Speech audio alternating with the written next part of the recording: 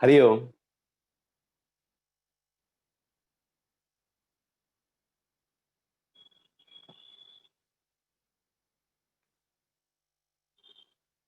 स्वागत है आप सभी का और बहुत बहुत शुभकामनाएं। आज अष्टमी, दुर्गाष्टमी, रामनवमी और कल आने वाले दशहरे के लिए। जीवन में कर्म बड़ा महत्वपूर्ण है और हम जब से प्राणी जन्म लेता है किसी ना किसी धीरे धीरे धीरे धीरे कर्म में ही रहता है।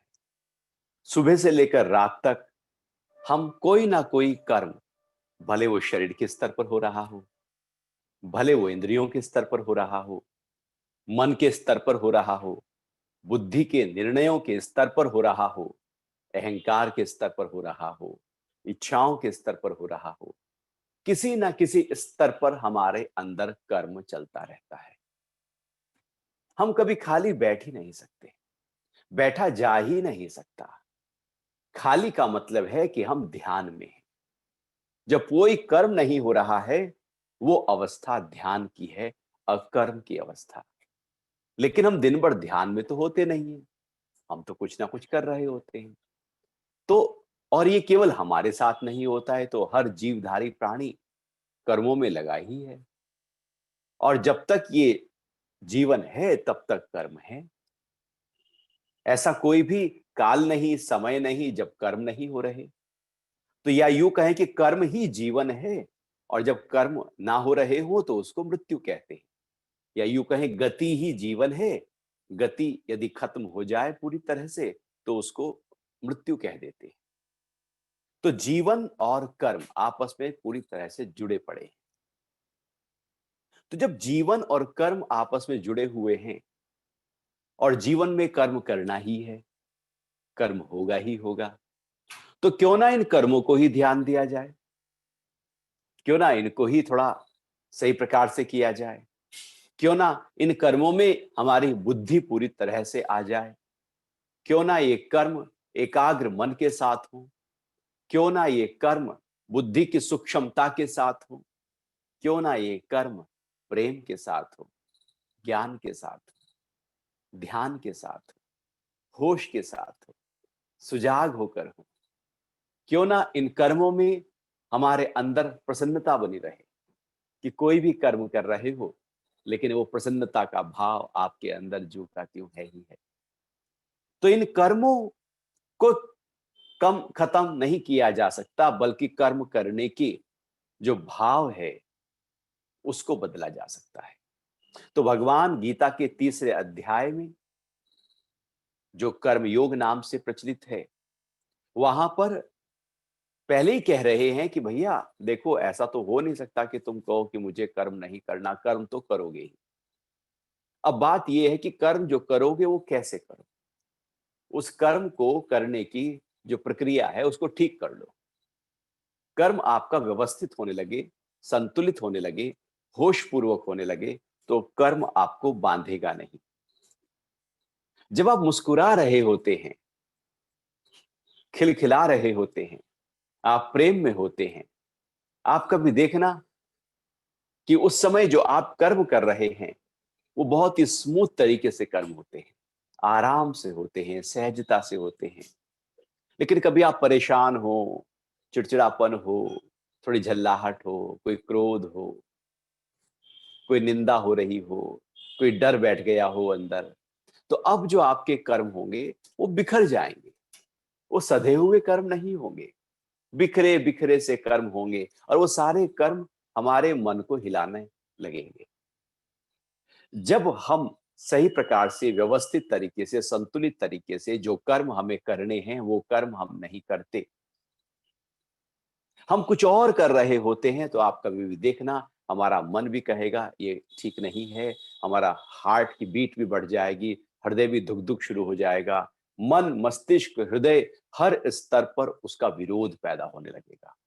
लेकिन हम इच्छा के कारण से, विकार के कारण से उस कर्म को करने में आतुर हो जाते हैं। विरोध हो रहा है, वो विरोध और कुछ नहीं, इंप्रेशंस आ रहे हैं, कर्मों के फल बन रहे हैं। जब आप निरंतर जो हमारा स्वधर्म है उसमें कर्म कर रहे हैं तो कोई कर्म का फल नहीं है, आराम से कर्म होते जा रहे हैं।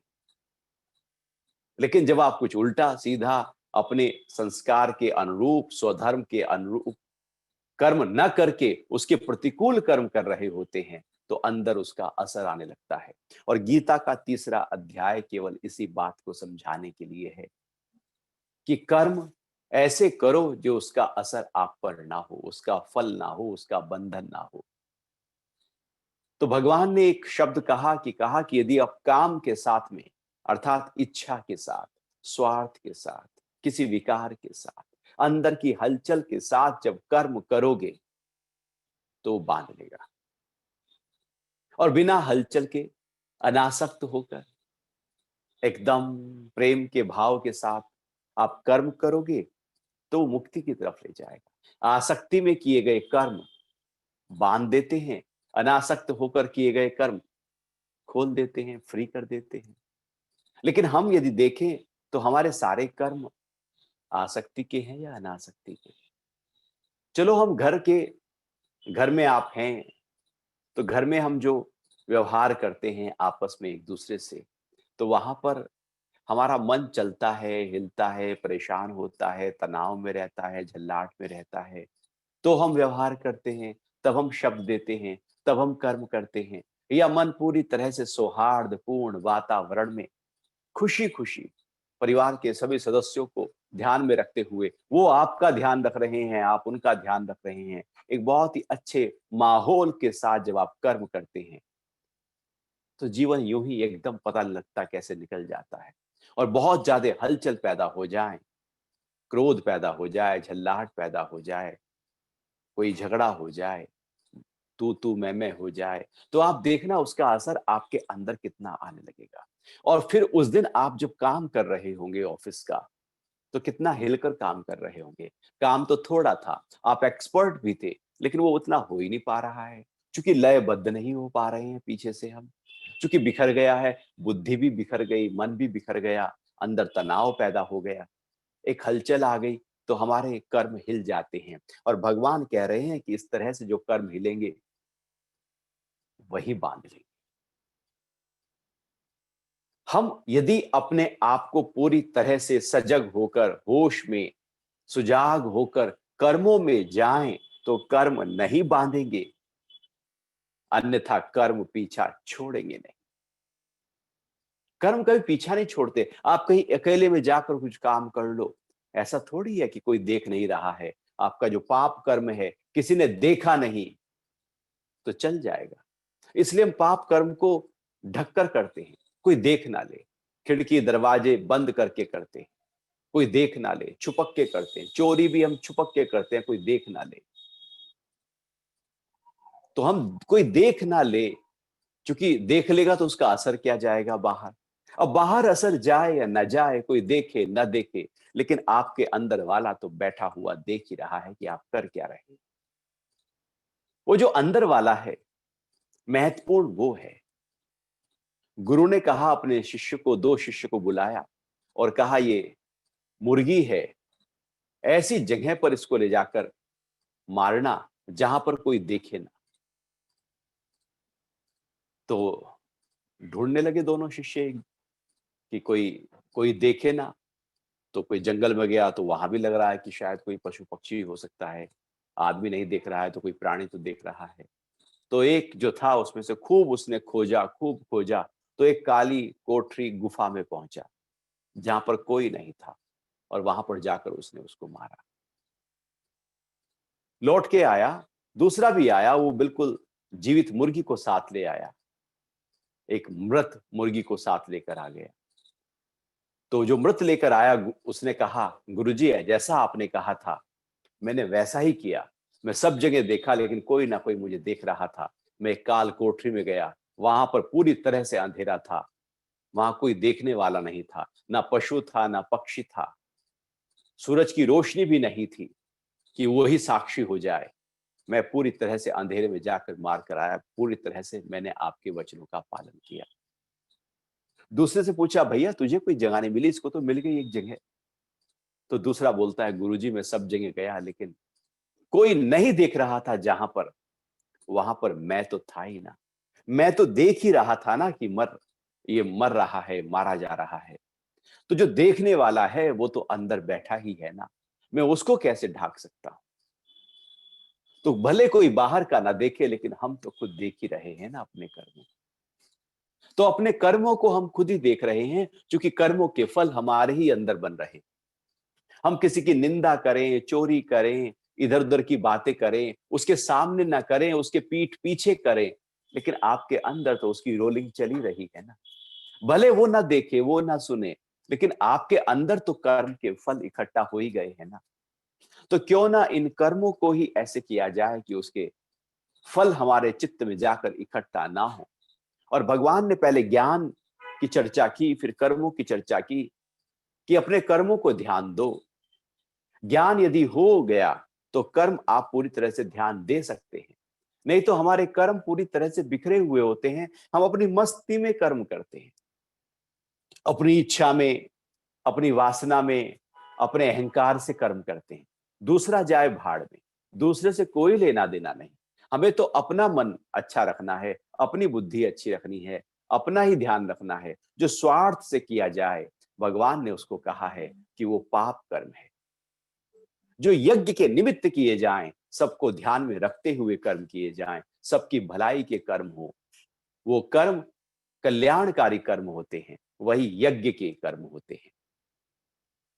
तो भगवान ने कहा कि जो आप कर्म करो वो स्वधर्म वाले हो, परधर्म वाले कर्म ना करो। जिसमें आप एक्सपर्ट हो वो आप कर्म करना। जो आपके अंदर का भाव है, संस्कार है, वो कर्म करना।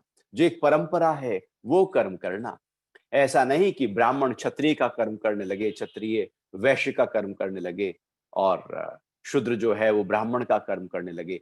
तो क्या हो रहा है कि जो अंदर से पूरी तरह से हम कर्म करने में जो एक्सपर्ट हैं, भगवान यहां पर डीप डीएनए की बात भी कर रहे थे, कि जिसमें आप पूरी तरह से रच बस जाते हो, या यूं कहें कि जिसमें आपका अंदर का पूरी तरह से रुचि, आपका झुकाव हो, वही कर्म करना चाहिए।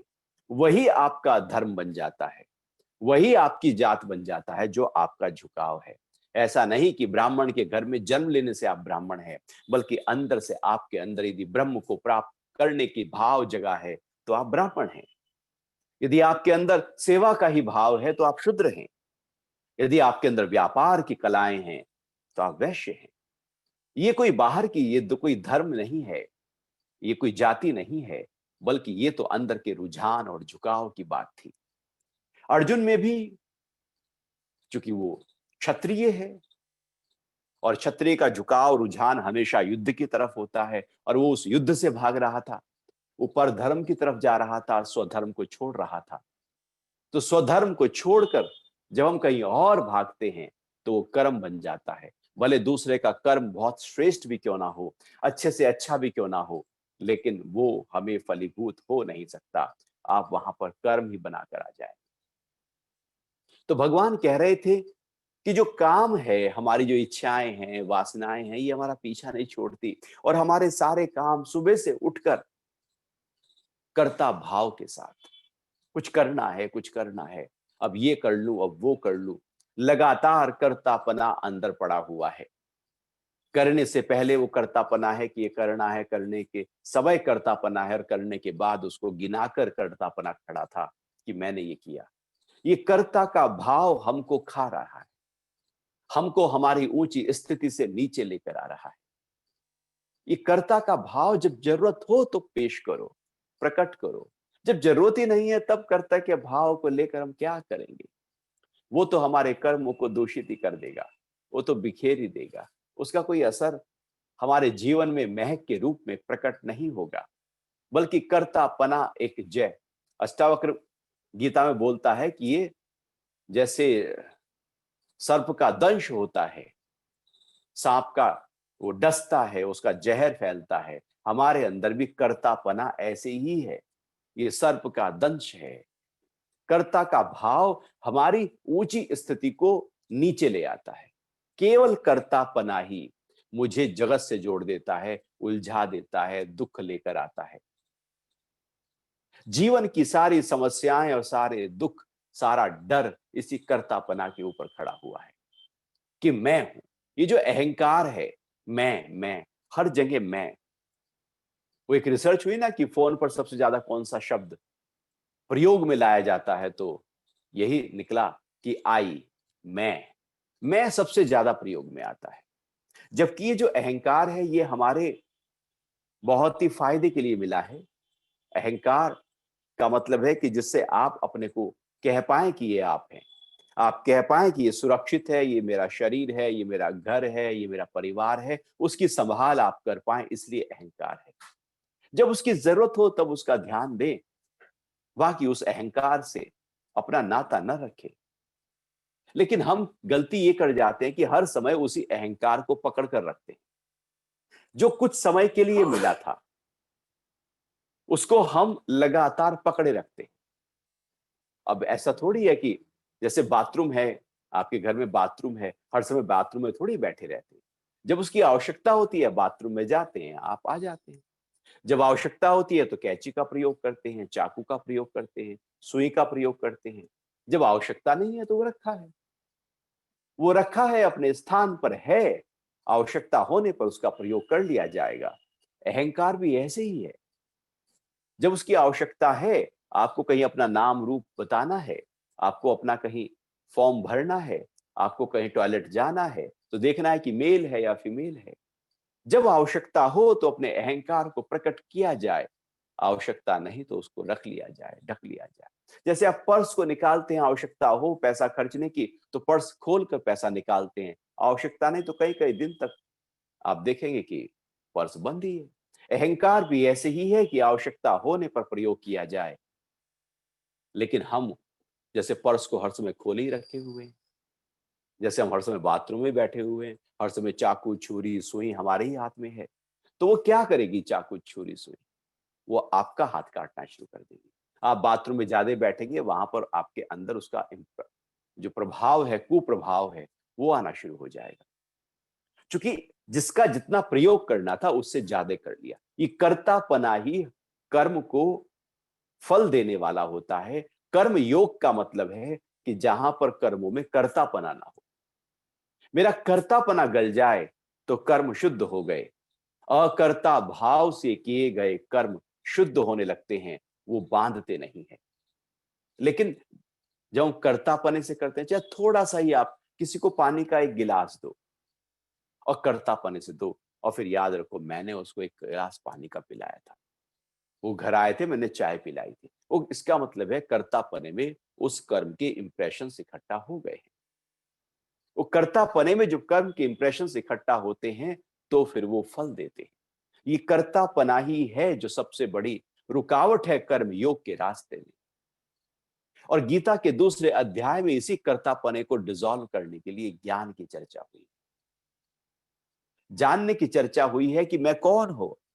जब हम ये समझ जाते हैं कि मैं ये शरीर नहीं, ये नाम नहीं, ये पद नहीं, ये प्रतिष्ठा नहीं, ये बाहर से जुड़ी हुई जो आइडेंटिटी जिसको मैंने कहा ये मैं हूं। आपसे कोई पूछे कि आप कौन हैं, तो हम क्या बताते हैं उसको? हम कहेंगे मैं उस पद पे हूं, मैं उस कंपनी में काम करता हूं, मैं धन वाला हूं, मैं कुटुंब वाला हूं, मैं ये नाम हूं। तो हम कुछ बाहर की चीजों से अपने आप को जोड़ते हैं। हम शुद्ध रूप से अपना परिचय कहीं देते ही नहीं है, किसी को देते ही नहीं, क्योंकि शुद्ध रूप से अपना परिचय हमें पता ही नहीं है। इसलिए जो हमने अपने से कुछ चीजों को जोड़ दिया है, उसको हम कहते हैं कि ये मैं हूं। भला वो जो पद है, हम मैनेजर हैं, चीफ मैनेजर हैं, डायरेक्टर हैं, वो पद आप थोड़ी है, वो तो बाहर से कुछ आया है। आप उससे अपने को क्यों जोड़ते हैं? कोई पूछे आप क्या है तो आप एकदम कहते हैं ये मैं हूं, देखो मेरा विजिटिंग कार्ड। तो विजिटिंग कार्ड में हम कहते हैं कि ये मैं, जबकि जो मैं हूं, गीता का दूसरा अध्याय उसी की ही बात कर रहा है कि क्या हूं मैं। जो मैं नहीं हूं, जब मैं कहता हूं कि ये मैं हूं, तो वहां पर कर्तापना आता है। और जो मैं हूं वास्तविकता में, जब मैं उसमें जाता हूं तो वहां अकर्ता भाव आता है। तो कर्तापना हम डालते हैं चूंकि हमने अपनी आइडेंटिटी को बाहर से कहीं से जोड़ दिया है। और जब बाहर से हम आइडेंटिटी को जोड़ते हैं, हम कहते हैं मैं बहुत गरीब हूं, तो बाहर से जोड़ा ना। मैं बीमार हूं, बाहर से जोड़ा ना। मैं स्वस्थ हूं, बाहर से जोड़ा ना। तो मैं सुंदर हूं, वो तो बाहर का है रंग। मैं काला हूं, बाहर का है ना। वो काना हो या लंगड़ा हो, बाहर का है ना।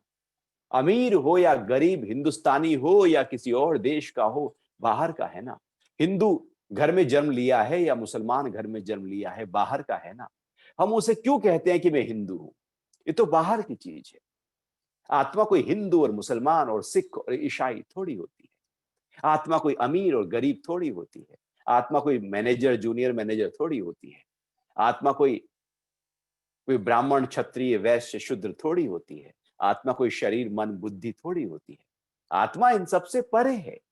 लेकिन जो मैं नहीं हूं, मैं उसको ही अपना बनाए बैठा हूं और कहता हूं कि यही मैं हूं।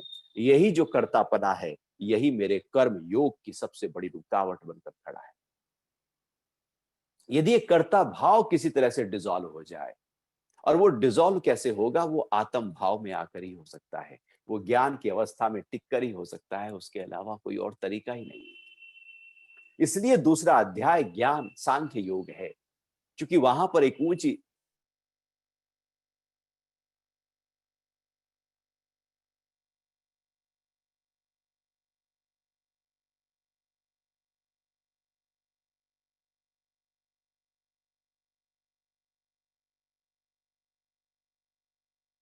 आता। जो मैं हूं, मैंने उसको पकड़ लिया है, मैंने उसको पा लिया है, मैं उसमें टिक गया हूं।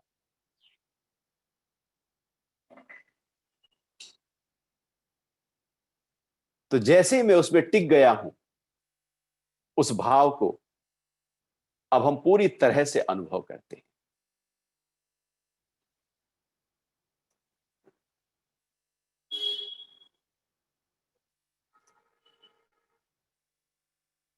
आवाज आ रही है? हाँ जी गुरु। यस। उस भाव को पूरी तरह से हम अनुभव करते हैं, और अनुभव करते हैं कि मैं शुद्ध बुद्ध चैतन्य आत्म तत्व हूं। तो मैं जो शुद्ध बुद्ध चैतन्य आत्म तत्व हूं, उसको जब हम अनुभव करते हैं तो अकर्ता भाव में आ जाते हैं, और यही अकर्ता भाव हमें कर्म योग में टिका देता है। तो यदि हम अपने आप को अकर्ता भाव में लाकर, अपने आप को अकर्ता भाव में लाकर जब कर्म करेंगे तो वो कर्म योग हो जाएगा। आप भी घर में काम करें, शब्द दे, तो बहुत ही शब्दों को तोल मोल कर ध्यान पूर्वक देना। हमारे शब्द बड़े महत्वपूर्ण हैं। शब्दों से सारा का सारा संबंध टिका हुआ है। शब्दों को नापो, तोलो, देखो, समझो, इसका असर क्या होगा, कब बोलना है। ऐसा थोड़ी है कि कभी भी बोले। कितना बोलना है, ऐसा थोड़ी है कितना भी बोल दे। किस तरह से बोलना है, कब नहीं बोलना है, कब चुप हो जाना है, उसकी एक आर्ट यदि हमारे अंदर डेवलप हो गई, तो फिर हमारे संबंध मधुर बने रहेंगे। लेकिन हम उस आर्ट को डेवलप ही नहीं करना चाहते। हर जगह जो मन में आया हमने वो बोला, तो बुद्धि का प्रयोग किया ही नहीं।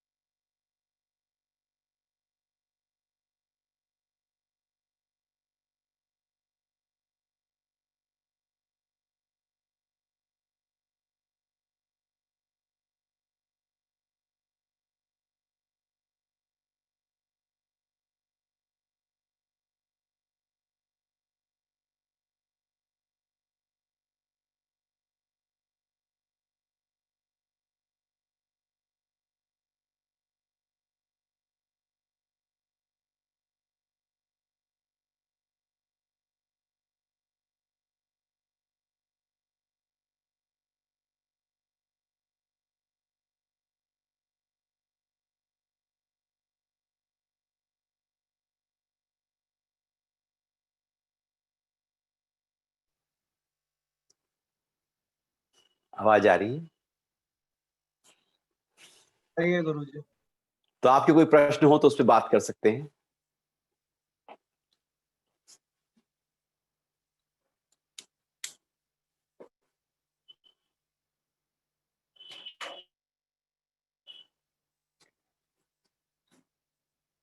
क्योंकि आज तो प्रश्न उत्तर का समय है ना, दिन है ना। तो कर्मयोग जो पूरा गीता का तीसरा अध्याय हुआ, उसमें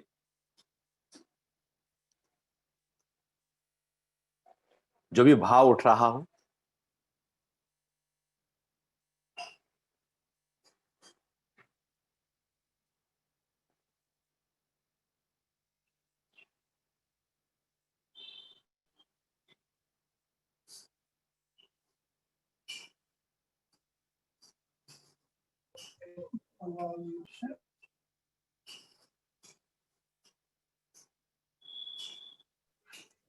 गुरुजी जैसे रामनवमी चल रही है, 9 देवियां हैं, तो ये 9 देवियों के अलग अलग स्वरूप होते हैं। तो अगर कोई पर्सन नहीं पूछ रहा तो क्या आप इन स्वरूपों के बारे में बता पाओ? आप बताओ कि थोड़ा सा पहला कौन सा नहीं, स्वरूप, दूसरा। बेसिकली हमारे शरीर के अंदर एक शक्ति है, एक शिव है। एक महत्वपूर्ण कॉन्सेप्ट को समझ लीजिए। शिव का मतलब है कॉन्शियसनेस। तो शिव मतलब कॉन्शियसनेस, जो आत्म तत्व। और जो शक्ति है वो है प्राण, जो पूरे शरीर को चलाती है, पूरे ब्रह्मांड को चलाती है, पूरे ब्रह्मांड में फैली हुई है ये शक्ति। वो जो शक्ति है वो हमारे शरीर में भी रहकर अलग अलग कार्य करती है। और उस शक्ति का बहुत ही सूक्ष्म भाग, जो महत्वपूर्ण भाग है, वो हमारे चक्रों में निहित होता है। जब हम रामनवमी में जो अष्ट दुर्गाओं की पूजा करते हैं, बेसिकली वो दुर्गा की पूजा और कुछ भी नहीं, हमारे ही अंदर जो शक्ति है उसको उभारने की प्रक्रिया है। एक एक दिन, एक एक रात्रि को उन्हीं चक्रों को जगाने की प्रक्रिया की जाती है। हमारे अंदर जो चक्र हैं, जो अनंत शक्तियों के भंडार हैं, जो कुंडलिनी शक्ति है, जो अनंत शक्ति का भंडार है, यदि वो जाग जाए तो हम अनेक सिद्धियों वाले हो सकते हैं, विभूतियों वाले हो सकते हैं, वो सब कर सकते हैं जो जीवन की सबसे ज्यादा संभावना हो सकती है। क्योंकि इस मनुष्य जीवन में अनंत संभावनाएं छिपी हुई हैं, लेकिन हम उन अनंत संभावनाओं को ध्यान न रखते हुए केवल ऊपर के स्तर पर जीवन को जी जाते हैं। हमारे ही अंदर बहुत ही ज्यादा शक्तियां निहित हैं, लेकिन वो सोई हुई रहती हैं, सुप्त अवस्था में पड़ी रहती हैं। जैसे कहा जाता है कि कुंडलिनी शक्ति ही जो हमारे अंदर है वो सोई हुई है। सोने के कारण से उसकी जो श्वास लेने की प्रक्रिया केवल चल रही है, उसका रहना मात्र ही हमें जीवन दे रहा है। यदि वो जाग जाए तो हम अनंत शक्तियों वाले हो जाएंगे। तो ये जो शक्ति है जो सोई हुई है, क्यों ना इस शक्ति को जगाया जाए और उस शक्ति को जगाकर अपने चक्रों को पूरी तरह से खोला जाए। और उन चक्रों को जब हम खोलते हैं तो वो और शक्तियां, जो कुंडलिनी शक्ति है उसकी शक्ति और ज्यादा ताकतवर हो जाती है। तो इस तरह से अष्ट जो हम दुर्गा अष्टमी करते हैं, वहां पर यही कुंडलिनी शक्ति की साधना है, चक्र साधना है। चक्र साधना अर्थात अपने अंदर असीम शक्तियों को उत्पन्न करने की प्रक्रिया। यदि हम इसको पौराणिक कथाओं के आधार पर देखें तो भगवान राम को जब रावण का वध करना था तो उन्होंने समुद्र तट पर बैठकर लगातार 9 रात्रि दुर्गा की आराधना की थी, पूजा की थी। और उससे जो शक्ति उत्पन्न हुई थी, उसके कारण से रावण का वध किया गया था। तो 10वीं के दिन रावण का वध होता है। तो अर्थात यह एक दूसरी पौराणिक कथा आती है कि महिषासुर नाम का एक राक्षस था और दुर्गा ने 9 दिन रात लगातार युद्ध करके उसका उसका नाश किया था। तो महिषासुर मर्दनी नाम से उस समय उस रूप को जाना गया था।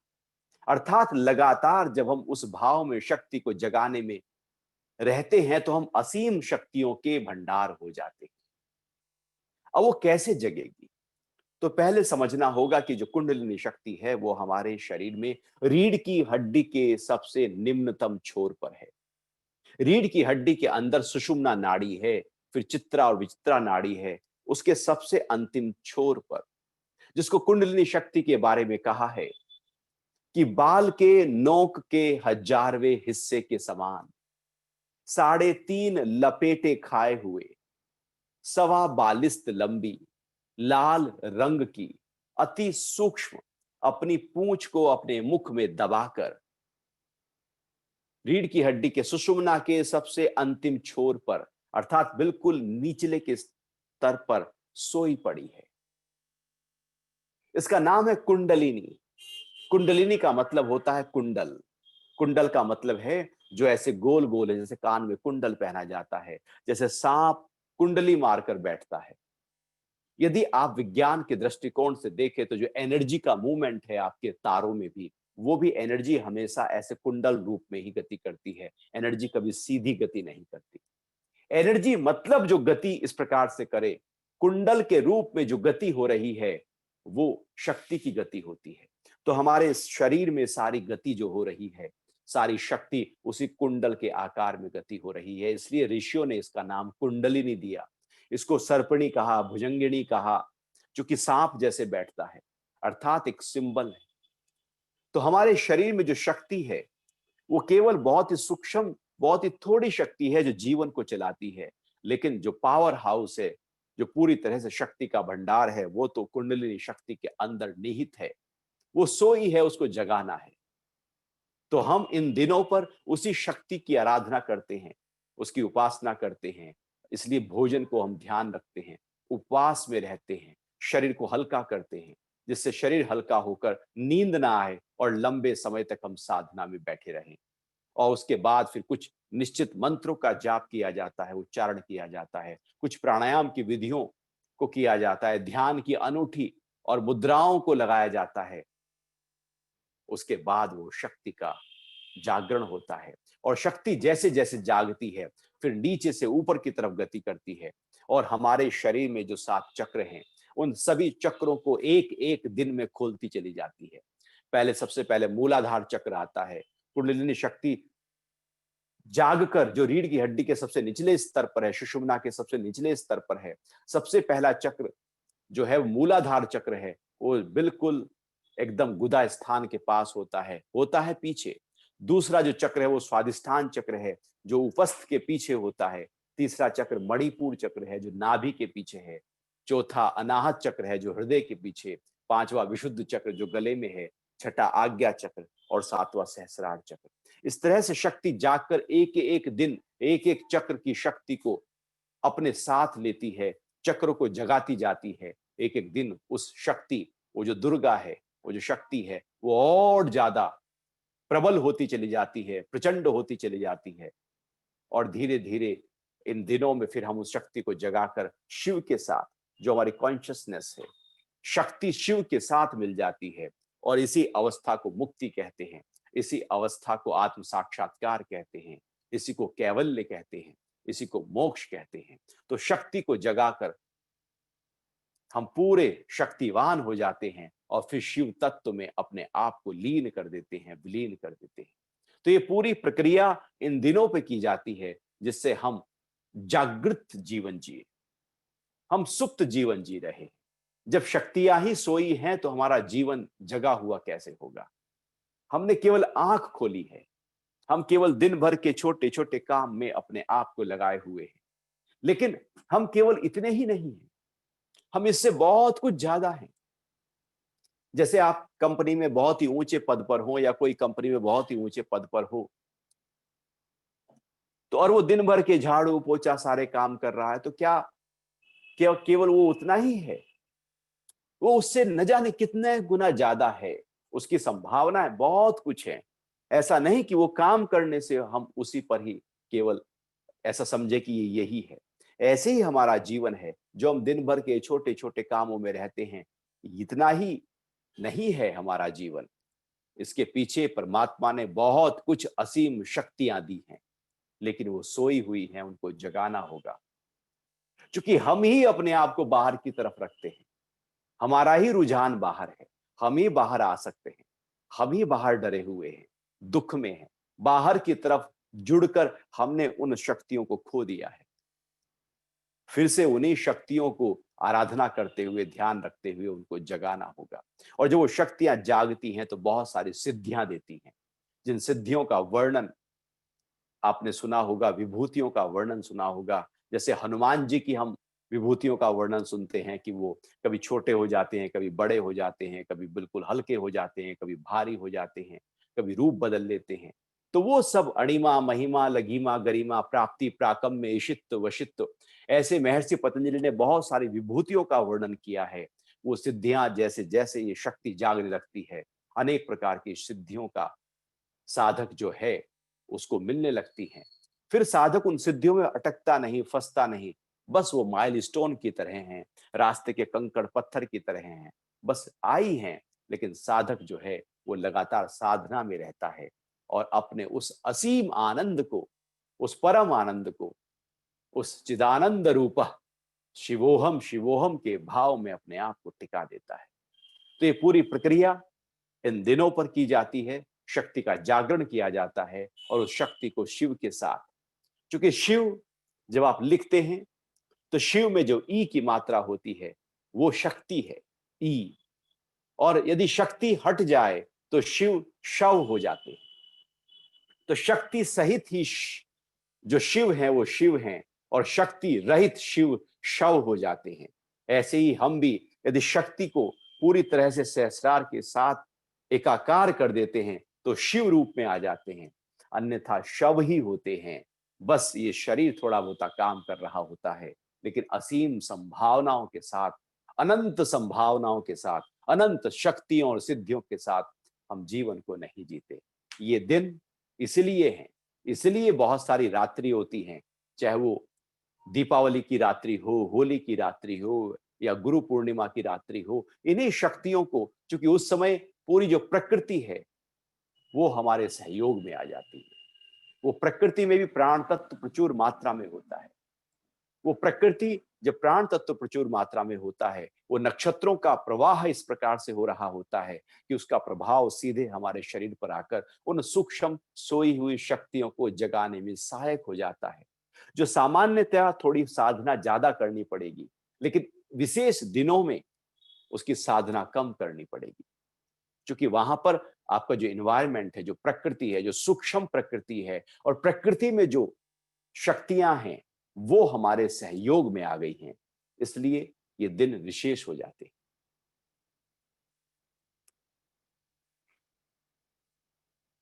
और कोई प्रश्न हो तो?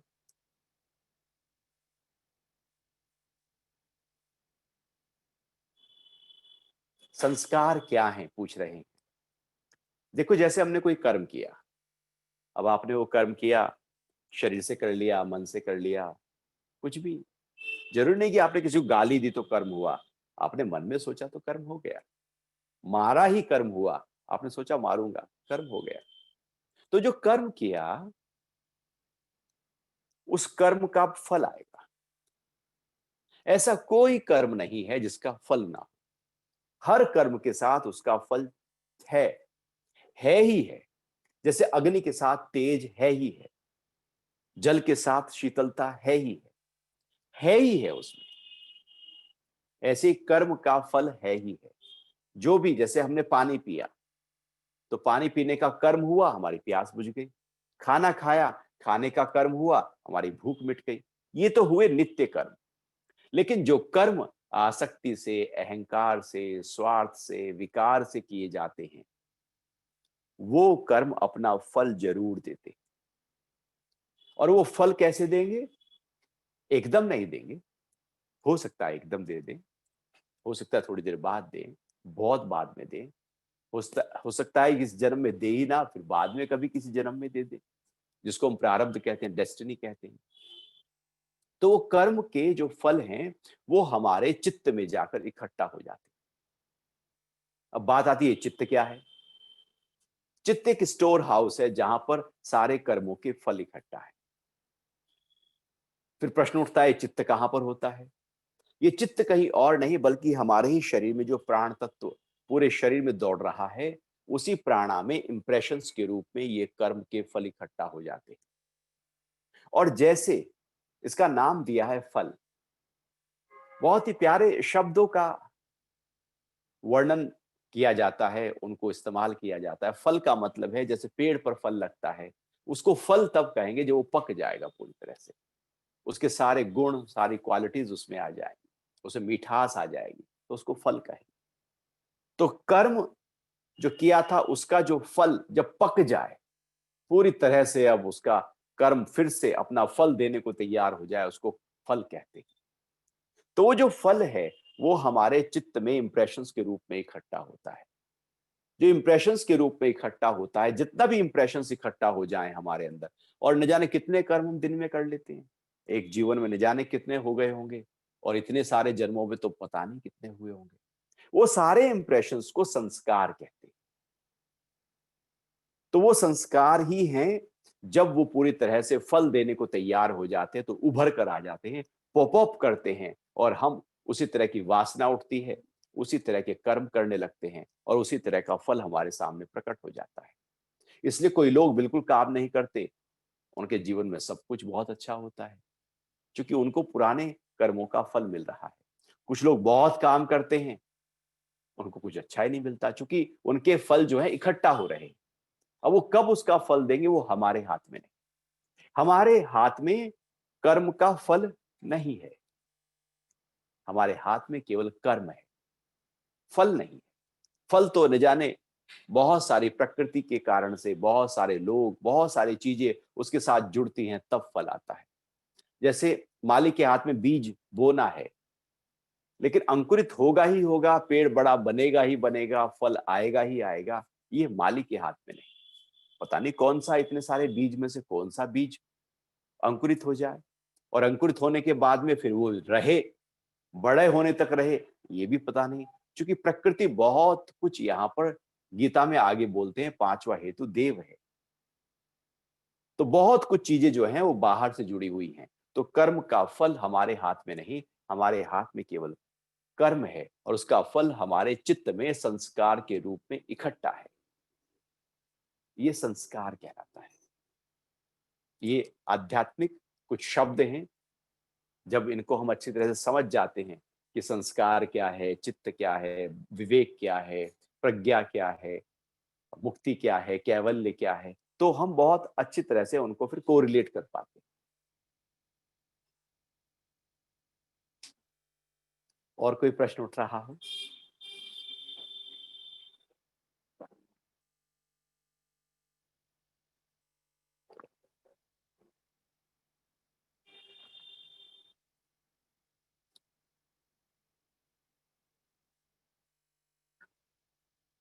तो आज के लिए फिर इतना ही रखते हैं।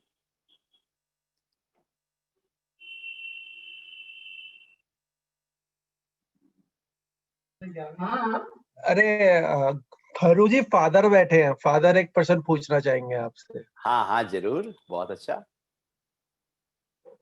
आपको तो गुरुजी सभी तरह का ज्ञान है, हर चीज के बारे में आपको पता है, इतनी अच्छी अच्छी बातें बताई। क्या आपकी भी कभी परिस्थिति ऐसी होती है कि आपको भी क्रोध आता हो? देखो, क्रोध जो है दो स्तर पर हो सकता है, एक बाहर के स्तर पर हो सकता है, एक अंदर के स्तर पर हो सकता है। क्रोध अच्छा है, बाहर के स्तर पर अच्छा है। जैसे एक बच्चा है, आपके घर में छोटा बच्चा है, और वो बहुत कुछ उपद्रव कर रहा है, कुछ गलती कर रहा है, कुछ गलत जगह पर उसकी जो संग है वो जा रहा है, तो माँ क्रोध करती है ना उस पे, गुस्सा करेगी, क्रोध करेगी, डांटेगी, डपकेगी। लेकिन अब ये बताएं कि माँ जो है वो अंदर से क्रोध कर रही है या बाहर से क्रोध कर रही है?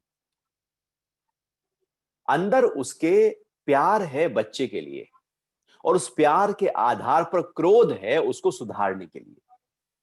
तो क्रोध जब ऊपर के स्तर पर हो और बाहर की परिस्थितियों को ध्यान में रखते हुए किसी को, दूसरे को सीख देने के लिए हो, उसको सुधारने के लिए हो, तो क्रोध अच्छा है। लेकिन उस क्रोध का असर अंदर नहीं होना चाहिए। ऐसा ना हो कि मां बच्चे से द्वेष कर बैठे। तो यदि द्वेष कर बैठेगी तो फिर वो अलगाव हो जाएगा। क्रोध हो ऊपर के स्तर पर केवल इंप्रूवमेंट के लिए, क्योंकि कई बार सामने वाला व्यक्ति, आप मीठी मीठी प्यार प्यार की बातें करें तो वो सुधरता नहीं, उसका मन बहुत ही ज्यादा जिद्दी हो गया है। तो जो जिद्दी हो गया है उसको सुधारने के लिए तीखे शब्द, भयानक शब्द, रोचक शब्द दिए जाते हैं। तो वो शब्द जब हम दे रहे हैं, क्रोध के हम शब्द दे रहे हैं, यदि किसी को हमें इंप्रूव करना है, सुधारना है, मान लो मैं रोज सत्संग की बात करूं और आप फिर वही समझे ही ना, तो कई बार हो सकता है मैं जोर से बोलूं, नहीं ऐसे नहीं, ऐसे समझो ना इस बात को। तो क्रोध जो है वो ऊपर का है या अंदर का है? वो बहुत ही ऊपर के स्तर पर हो रहा होगा, जो केवल सामने जो बिखरा हुआ है मन, उसको अलाइन करने के लिए। जैसे जब बॉस ऑफिस में क्रोध करता है तो जो जूनियर है वो एकदम डर जाता है, एकदम अलर्ट हो जाता है, वो काम में एकदम ऐसे हो जाता है। और यदि क्रोध ना हो तो बिखरने लगता है, ढीलम ढीला हो जाता है, चलो ठीक है ना, कर लेंगे ना। इसलिए वो जो डांट है, वो डांट मन को सुधारने के लिए होती है, जो मन बिखर गया है। तो ऐसे में जो क्रोध कर रहा है व्यक्ति, यदि किसी पे कर रहा है, तो जो जिस पे किया जा रहा है वो भी उसको ऊपर के स्तर पर, वो भी द्वेष ना करे, वो भी ये समझे कि मेरा मन थोड़ा बिखरा हुआ था, उस मन को सुधारने के लिए क्रोध हो रहा है। तो हाँ, मैं क्रोध करता हूं, लेकिन वो बाहर के स्तर पर होता है, इंप्रूवमेंट के लिए होता है, लेकिन अंदर के स्तर पर तो सबसे प्रेम है ही है।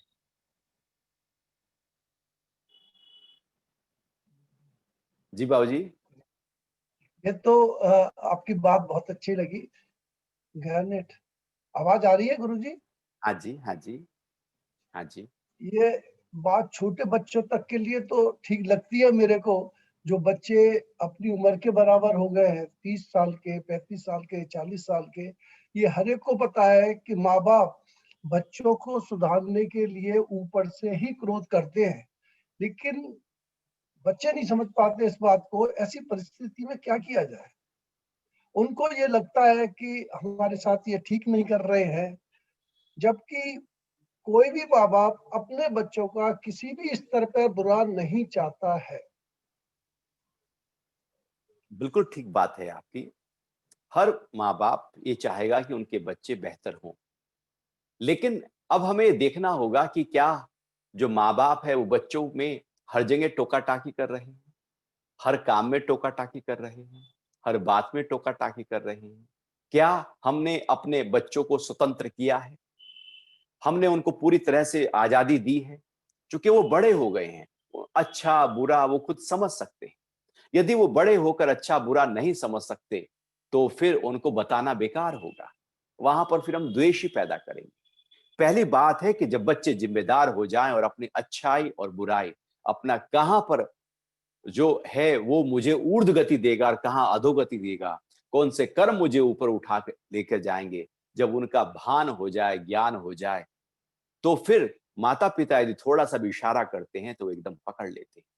लेकिन कई बार दोनों तरफों को इस बात को लेकर चलना होगा। माता पिता के नजरिए से भी देखना होगा कि हर जगह जब कोई टांग अड़ाई जाती है, हर जगह जब बात की जाती है, तो बच्चों में विद्रोह पैदा होता है, बगावत पैदा हो जाती है कि ये तो हर जगह कुछ ना कुछ कहते रहते हैं। चिड़िया भी जब आप देखें, चिड़िया अपने बच्चों को उड़ना सिखाती है तो ऊपर से गिरती है और नीचे आके बैठ जाती है, वो फड़फड़ाती है, बच्चे उसके और फिर नीचे सपोर्ट देकर पकड़ लेती है।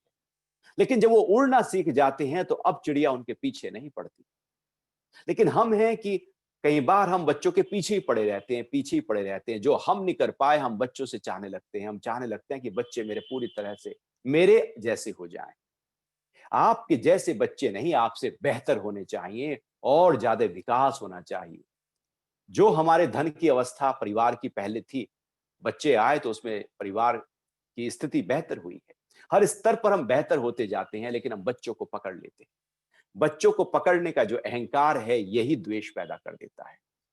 जो उनके बेहतर के लिए है, बस इशारों में कह दो, बार बार कहोगे तो द्वेष पैदा हो जाएगा। समझने वाला इशारे समझ जाता है, और जिसको समझना नहीं है उसे डांट के, डपट के, मार के, छेद के भी कहो, वो समझेगा नहीं। यदि बच्चा शराब पीता है और उसे खूब मार भी ले माँ बाप और उसे शराब छोड़नी नहीं है, तो वो छोड़ेगा नहीं। लेकिन अब ये महत्वपूर्ण हो जाता है, ऑफिस में भी आप देखें, तो जो बहुत ही मालिक के इशारों पर काम कर दे और इशारे आने से पहले काम कर दे, उसको कंपनी के सबसे टॉप पर बैठाया जाता है, उसको सीईओ बनाया जाता है। और जो कहने पर काम करे, उसको बीच के पद दिए जाते हैं। और जो बार बार कहने पर काम करे, उसको निचले पद दिए जाते हैं। और बार बार कहने पर भी काम ना करे, उसको सबसे नीचे पद दिया जाता है या उसको कंपनी से हटाया जाता है। इशारे आते ही यदि हमें समझने की आर्ट डेवलप हो जाए, तो हम ऊंचे स्तर पर जा सकते हैं। और माता पिता भी अहंकार से नहीं, प्रेम से शब्द दे, तीखे नहीं, मधुर शब्द दे, समझाने वाले शब्द दे, वो एक आर्ट के माध्यम से शब्द दे। और देखें कि कब देना है, कौन से शब्द देने हैं, किसके सामने। हम ऐसा नहीं कि सबके सामने कुछ भी कह सके। कब, कैसा, किस तरह से, कौन से शब्द देने हैं और कब चुप हो जाना है, ये आर्ट जब माता पिता के अंदर डेवलप होती है, तो फिर बच्चों पर उसका अनुकूल प्रभाव पड़ने लगता है। और यदि हमारे शब्द बिखरे हुए होते हैं, तो बच्चे भी फिर जिद्दी हो जाते हैं। तो ऐसे ही बच्चों की स्तर से भी ऐसे ही है कि माता पिता क्या कह रहे हैं, वहां पर क्या मेरे लिए महत्वपूर्ण बात है क्या? क्या कुछ सीखने की बात है क्या? क्या कोई गलती हो रही है क्या? क्योंकि कबीर कहते हैं कि निंदक नीरे राखिए। जो निंदा कर रहा है, आपको सलाह दे रहा है, आपकी कमियों को बता रहा है, उनको पास रखो। उनको घर में रखो। 500 रुपया किराया भी देना पड़े तो उनको रखो। वो निंदा करें, अच्छा है, कोई तो निंदा करने वाला हो, कोई तो मुझे मेरी बुराइयों से अवगत करा देने वाला हो। क्योंकि यदि कोई मुझे मेरी बुराई से, निंदा करने से अवगत कराएगा ही नहीं, मेरी कमियों को बताएगा ही नहीं, तो मेरी कमियां दूर कैसे होंगी? हम तो अपने आप को ऐसा मान लेते हैं कि मैं तो परफेक्ट हूं, मेरे में कोई कमी नहीं। दूसरा आके कहता है, आप कुछ लिख के भेजो ऑफिस में ड्राफ्ट, तो बॉस कहेगा नहीं नहीं, ये गलतियां हैं इतनी सारी। हमें लगता है कि पूरा परफेक्ट है, लेकिन जब आप ऊंचे स्तर पर जाते हैं तो लगता है कुछ गलतियां हैं। तो घर में माता पिता यदि कमियों को, गलतियों को बता रहे हैं, तो उनका स्वागत होना चाहिए। लेकिन लेकिन ये महत्वपूर्ण हो जाता है कि वो जो गलतियां बताई जा रही हैं, वहां पर टोन ट्यून किस प्रकार की है। वो प्रेम कभी भीतर का भी हो तो कभी बाहर का भी हो। ऐसा नहीं कि अंदर ही अंदर प्रेम को रखें और बाहर हम हमेशा तीखे ही शब्द दें। तो बहुत ज्यादा इसमें नजाकत है, दोनों स्तर पर, बच्चों के स्तर पर भी और माता पिता के स्तर पर भी। दोनों उस आर्ट को सीखें तो बात बने। जरूरी नहीं कि हम बड़े हो गए हैं तो हमारे पास में सारा ज्ञान है, सारी आर्ट है, सब कुछ आ गया है। जीवन का अनुभव जब हमारे साथ बढ़ता रहे, तो हमारे जीवन में प्रेम, आनंद, खुशी, प्रसन्नता भी बढ़ती रहनी चाहिए। हर व्यक्ति की अपनी एक जीवन यात्रा है, तो बच्चों की अपनी एक यात्रा है, उनको अपनी यात्रा पर जाने दें। हम जहां उनके सहयोगी हो सकते हैं, बस उस सहयोग को देखें, मैं उसके सहयोगी कहाँ हो सकता हूं। हो सकते हैं तो अच्छा है, नहीं हो सकते हैं तो भी अच्छा है। बच्चों को भी माता पिता का स्वागत करना चाहिए, उनका आदर सत्कार करना चाहिए, उनकी बातों को फूल चढ़ाने चाहिए, उनको वैल्यू देनी चाहिए, उनको ऊंचे स्थान पर बैठाना चाहिए। दोनों एक दूसरे का ध्यान रखते हुए जब परिवार में हम आगे बढ़ते हैं, तो परिवार में वातावरण सौहार्दपूर्ण हो जाता है। तो एक ने कही दूजे ने मानी, नानक कहे दोनों ज्ञानी। तो बाप कह रहा है तो बेटा सुन ले, बेटा कह रहा है तो बाप सुन ले। एक दूसरे की बात मानते हुए, एक दूसरे को सपोर्ट करते हुए दोनों को आगे बढ़ना है। बच्चे जो हैं वो माँ बाप का ध्यान रखें, उनकी हेल्थ का ध्यान रखें, उनके मन का ध्यान रखें, उनकी भावनाओं का ध्यान रखें, हर स्तर पर उनका ध्यान रखें। माता पिता भी अपने बच्चों का ध्यान रखें, एक दूसरे में रस्साकसी ना हो, खींचमतानी ना हो, केवल सिखाना ही सिखाना ना हो, कभी उनको अप्रिसिएट भी करें, उनके ऐसे उनको आगे भी बढ़ाएं। तो ये बहुत ही महत्वपूर्ण, बहुत ही बारीकियों के स्तर पर कार्य होता है। बाबूजी। बहुत अच्छा बताया आपने। हरिओम गुरु जी, हरिओम। हरिओम। और कोई प्रश्न उठ रहा हो आपका? बस बढ़िया है। ओके जी। और किसी का कोई प्रश्न हो तो?